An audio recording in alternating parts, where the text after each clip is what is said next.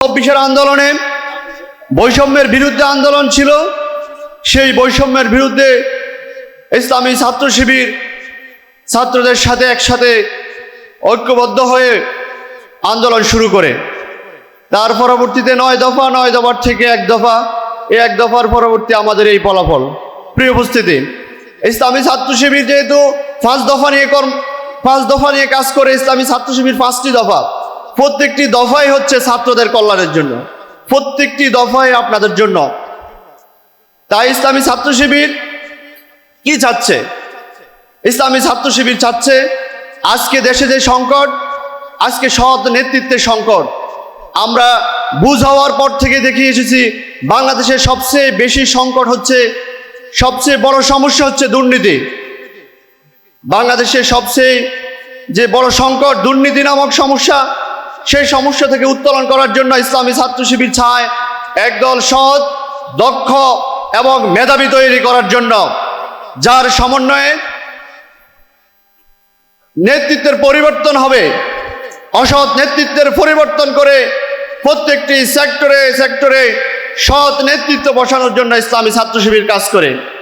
সে আন্দোলনে আমাদের সহপাঠী, আমাদের সহযোদ্ধা, যে সকল ভাই এবং বোনেরা শাহাদাত বরণ করেছেন, যাদের আত্মত্যাগের বিনিময়ে আমরা নতুন বাংলাদেশ পেয়েছি, আজকে এমন সুন্দর অনুষ্ঠান করার সুযোগ পেয়েছি, সেই সব শহীদ ভাইদের জান্নাতি মর্যাদা কামনা করছি। প্রিয় নবীন ভাইয়েরা, বোনেরা, আপনাদেরকে আমরা পৃথিবীর সকল ফুল দিয়ে আজকে বরণ করে নিতে যাচ্ছি।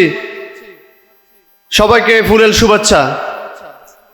প্রিয় নবীন ভাই এবং বোনেরা, 1971 সালে যখন আমরা একটি স্বাধীনতার লাল সূর্য পেয়েছি, আমরা স্বাধীন বাংলাদেশ পেয়েছি, সার্বভৌমত্ব পেয়েছি, এই স্বাধীন বাংলাদেশে যখন কুদরতে খোদা শিক্ষা কমিশন গঠন করে শিক্ষা ব্যবস্থাকে ধ্বংস করার পায়তারা চলছিল, ইসলামকে বাংলাদেশ থেকে নিচ্ছিন্ন করার জন্য বিভিন্ন চক্রান্ত চলছিল, ইসলামী ছাত্র শিবির ঢাকা বিশ্ববিদ্যালয়ে ৬ জন ভাইয়ের নেতৃত্বে ঢাকা বিশ্ববিদ্যালয় কেন্দ্রীয় জামে মসজিদে ইসলামী ছাত্র শিবির নামক এই প্রিয় কাফেলা প্রতিষ্ঠিত হয়। ইসলামী ছাত্র শিবির প্রতিষ্ঠা হওয়ার পর থেকে বাংলাদেশের স্বাধীনতা সার্বভৌমত্ব রক্ষার্থে সকল আন্দোলনে ইসলামী ছাত্র শিবির অগ্রণী ভূমিকা পালন করেছে। পাশাপাশি ছাত্রদের যৌক্তিক দাবি আদায়ে প্রত্যেকটি সংগ্রামে আন্দোলনে ইসলামী ছাত্র শিবির অগ্রণী ভূমিকা পালন করেছে। যেমনটি 24-এর আন্দোলনে বৈষম্যের বিরুদ্ধে আন্দোলন ছিল, সেই বৈষম্যের বিরুদ্ধে ইসলামী ছাত্র শিবির ছাত্রদের সাথে একসাথে ঐক্যবদ্ধ হয়ে আন্দোলন শুরু করে তার পরবর্তীতে ৯ দফা, ৯ দফার থেকে ১ দফা, এই ১ দফার পরবর্তী আমাদের এই ফলাফল। প্রিয় উপস্থিতি, ইসলামী ছাত্র শিবির যেহেতু ৫ দফা নিয়ে কাজ করে, ইসলামী ছাত্র শিবির ৫টি দফা, প্রত্যেকটি দফাই হচ্ছে ছাত্রদের কল্যাণের জন্য, প্রত্যেকটি দফাই আপনাদের জন্য। তাই ইসলামী ছাত্র শিবির কি চাচ্ছে? ইসলামী ছাত্র শিবির চাচ্ছে আজকে দেশে যে সংকট, আজকে সৎ নেতৃত্বের সংকট, আমরা বুঝ হওয়ার পর থেকে দেখিয়ে এসেছি বাংলাদেশের সবচেয়ে বেশি সংকট হচ্ছে, সবচেয়ে বড় সমস্যা হচ্ছে দুর্নীতি। বাংলাদেশের সবচেয়ে যে বড় সংকট দুর্নীতি নামক সমস্যা, সেই সমস্যা থেকে উত্তোলন করার জন্য ইসলামী ছাত্র শিবির চায় একদল সৎ, দক্ষ এবং মেধাবী তৈরি করার জন্য, যার সমন্বয়ে নেতৃত্বের পরিবর্তন হবে। অসৎ নেতৃত্বের পরিবর্তন করে প্রত্যেকটি সেক্টরে সৎ নেতৃত্ব বসানোর জন্য ইসলামী ছাত্র শিবির কাজ করে। সেজন্য ইসলামী ছাত্র শিবির টেকনাফ থেকে তেঁতুলিয়া, রূপসা থেকে ভাতুরিয়া, প্রত্যেকটি ছাত্রের কর্ণকুহরে ইসলামের দাওয়াত পৌঁছে দিতে চায়। কিভাবে একজন ছাত্র, কিভাবে একজন ছাত্রী পড়ালেখার পাশাপাশি নিজের কেরিয়ার গঠন করার পাশাপাশি সৎ, দক্ষ এবং দেশপ্রেমিক নাগরিক হতে পারে, সেই শিক্ষাটুকু ইসলামী ছাত্র শিবির দিয়ে থাকে। শুধু তাই নয়, দুনিয়া সফল হওয়ার পাশাপাশি কিভাবে মুসলমানদের যে চূড়ান্ত ডেস্টিনেশন জান্নাত, যে জান্নাত উপযোগী মানুষ কিভাবে গঠন করতে হয়, কিভাবে জান্নাত উপযোগী নিজেকে গঠন করতে হয়, সেই শিক্ষাটুকু ইসলামী ছাত্র শিবির দিয়ে থাকে। যেমনটি আমরা প্রতিনিয়ত দোয়া করি মহান আল্লাহ তাআলার কাছে, রব্বানা আতিনা ফিদ দুনিয়া হাসানাতাও ওয়া ফিল আখিরাতি হাসানাতাও ওয়া কিনা আযাবান নার। আমরা সবসময় দোয়াই করে যাচ্ছি, কিন্তু কখনো কি সেই দোয়ার অর্থ আমরা খেয়াল করেছি? হে আল্লাহ তাআলা, আমাদেরকে দুনিয়ার সফলতা দান করুন, আমাদেরকে আখিরাতে সফলতা দান করুন। দুনিয়ার সফল এবং আখিরাতে সফল হওয়ার জন্য যে কার্যক্রম, সে কার্যক্রম আপনাদেরকে ইসলামী ছাত্রশিবির শিক্ষা দেবে। পাশাপাশি প্রিয় ভাইয়েরা, ভিক্টোরিয়া কলেজে ভর্তি হয়ে অনেক ভাই বোনেরা হতাশ থাকে যে আমরা কি করব। ঢাকা বিশ্ববিদ্যালয়ে যারা ভর্তি হবে তারাই তো সব বিসিএস ক্যাডার হইতে যত সরকারি সেক্টরে চাকরি আছে সব তারাই করে নেবে। এটা আপনার ভুল চিন্তা। আমরা আপনাকে বলবো প্রিয় ভাই, আপনি ভিক্টোরিয়া কলেজের ইতিহাস একটু ঘেঁটে দেখেন। ভিক্টোরিয়া কলেজে অধ্যয়ন করে এখন বিসিএস ক্যাডার হয়ে ভিক্টোরিয়া কলেজে চাকরি করছে, তাহলে হতাশ হওয়ার কারণ নাই। আপনি যেই কলেজে পড়ালেখা করুন, যে ইউনিভার্সিটিতে পড়ালেখা করুন, চাকরির জন্য আপনাকে পড়ালেখা করতেই হবে। আপনি অনার্স মাস্টার্স গ্রাজুয়েশন শেষ করলে আপনার চাকরি হয়ে যাবে, এটা ভুল ধারণা। এখন থেকে সিদ্ধান্ত নিয়ে আপনি কোন ইউনিভার্সিটিতে পড়ছেন, কোন কলেজে পড়ছেন, সেইগুলো ভুলে গিয়ে আপনার যেই লক্ষ্য, সেই লক্ষ্য প্রাণে আপনি ছুটে যান। আপনি যদি সিদ্ধান্ত নিয়ে পড়ার টেবিলে বসতে পারেন, আশা করি আপনি সফলতা অর্জন করবেন। আর সেই সফল হওয়ার জন্য ইসলামী ছাত্র শিবিরের পক্ষ থেকে যত ধরনের সহযোগিতা আছে আমরা সহযোগিতা করবো ইনশাআল্লাহ। প্রিয় মেধাবী ভাই এবং বোনেরা, আমাদের এই ভিক্টোরিয়া কলেজে গত 17টি বছর ছাত্রলীগ নামক যে নিষিদ্ধ জঙ্গি সংগঠন, সেই সংগঠনের কারণে আমাদের অনেক মেধাবী ভাই শিবির করতো না। 5 ওয়াক্ত নামাজ যিনি পড়তে যেতেন, ওনাকে টার্গেট করে মারা হইতো। আপনারা কি দেখছেন না সেই মিডিয়াতে সেইগুলো?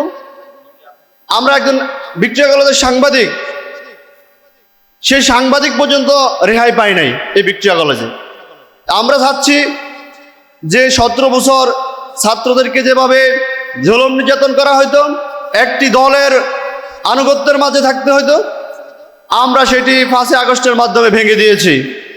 ভিক্টোরিয়া কলেজের হলে যারা থাকবে তারা সবাই নিজের অধিকারের জন্য যা যা করা দরকার আপনারা উন্মুক্ত ময়দানে, উন্মুক্ত পরিবেশে আপনারা চলাফেরা করতে পারবেন ইনশাল্লাহ।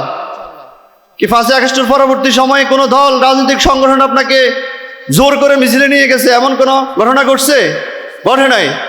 আমার বিশ্বাস ইসলামী ছাত্র শিবির যতদিন থাকবে আপনাদের পাশে জোর জবরদস্তি করে, হল দখল করে আপনাদেরকে কেউ মিছিল মিটিংয়ে নিবে না। আপনারা আপনাদের মতো করে চলবেন। আপনারা যে উদ্দেশ্যে ভিক্টোরিয়া কলেজে ভর্তি হয়েছেন পড়ালেখা করার জন্য, কেরিয়ার গঠন করার জন্য, সে কেরিয়ার গঠন করার জন্য আমরা আপনাদেরকে সহযোগিতা করব।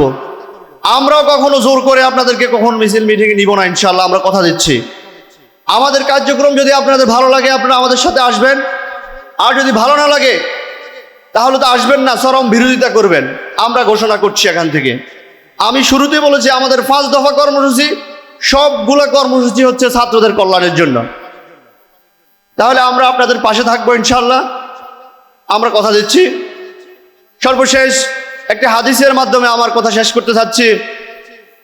আনি ইবনে মাসউদ আনি নবী সাল্লাল্লাহু আলাইহি ওয়াসাল্লাম ক্বালা লা তাযুলু কদমা ইবনে আদম হাত্তা ইউসআল আন 50 আন উমরিহি ফীমা আফনাহু ওয়া আন শাবাবিহি ফীমা আবলাহু ওয়া আন মালিহি মিন আইন ইকতাসাবাহু ওয়া ফীমা আনফাকাহু ওয়া মাযা আমিলা ফীমা আলিমা।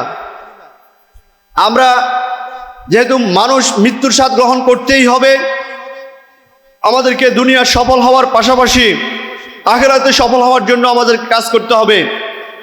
আমরা জানি মৃত্যুর পর আমাদেরকে কবরস্থ করা হবে, তখন 3টি প্রশ্ন করা হবে। আর আল্লাহ তাআলা আমাদেরকে নিজেই 5টি প্রশ্ন করবেন।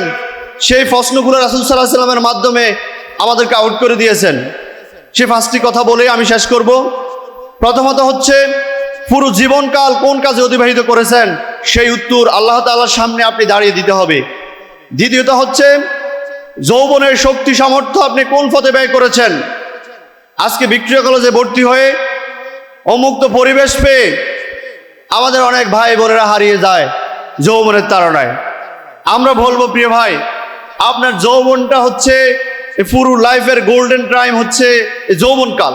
তো আপনার যৌবনটাকে আপনি পড়ালেখা করার পাশাপাশি ধর্মীয় অনুশাসন কিভাবে মেনে চলা যায় সেটার জন্য আপনি চেষ্টা করবেন। আর ধর্মীয় অনুশাসন মেনে চলতে পারলেই আপনি হচ্ছে সেই 5টি প্রশ্নের উত্তর দেওয়া সহজ হয়ে যাবে। তাহলে যৌবনের শক্তি সামর্থ্য কোন পথে আমরা ব্যয় করেছি সেই উত্তর আমাদেরকে দিতে হবে। তৃতীয়ত হচ্ছে আমাদেরকে কোন পথে অর্থ উপার্জন করেছি সেই উত্তর আমাদেরকে দিতে হবে। আজকে যারা 17 বছর দুর্নীতি করেছে, দেশের টাকা বিদেশে লুট করেছে, তারা কি সেই উত্তর দিতে পারবে? কোন চোর বা ডাকাত যদি একজনের পকেট মেরে খায়, সে একজনের থেকে কি বলে মাপ চেয়ে নেওয়ার সুযোগ পাবে। আর যদি সারা বাংলাদেশের সবাই টাকা খেয়ে নেয়, সে কি মাপ চেয়ে নিতে পারবে? পারবে না। তাহলে আমাদেরকে সাবধান থাকতে হবে। চতুর্থতম হচ্ছে আমাদের কোন পথে আমরা অর্থ ব্যয় করেছি সেই উত্তর আমাদেরকে দিতে হবে। পঞ্চমতম হচ্ছে আমরা কতটুকু ইসলামী জ্ঞান অর্জন করেছি আর সে অনুসারে আমরা কতটুকু আমল করেছি সেই উত্তর আমাদেরকে দিতে হবে। প্রিয় উপস্থিতি, প্রিয় নবীন ভাইয়েরা, সবাইকে ধন্যবাদ জানিয়ে আমার সংক্ষিপ্ত কথা এখানে শেষ করছি। আমা তৌফিক ইল্লা বিল্লাহ। আসসালামু আলাইকুম ওয়া রাহমাতুল্লাহি ওয়া বারাকাতুহু।